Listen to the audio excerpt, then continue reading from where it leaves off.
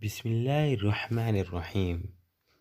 Ku soo dhawaada qaybtii saddexaad barashada wanaagga iyo ducooyinka Part 3. Walaalkay Eero, maanta waxaan ku bari doonaa ducooyin aad iyo aad u muhiim ah.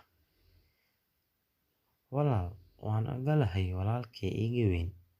Ibar sidii hore aad ii bari jirtay.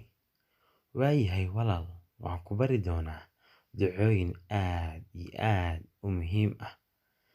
Waxaana ka bilaabi doonaa ducada ugu horeysa. Haye walaal, ii soo sheeg ducada ugu horeysa. Ducada ugu horeysa waa ducaa rukuuci. Waa ducada la akhriyo marka aad rukuuceyso ee salaada. Waxaana dhahaysaa Subxaana Rabbiyal Cadiim wa bixamdih.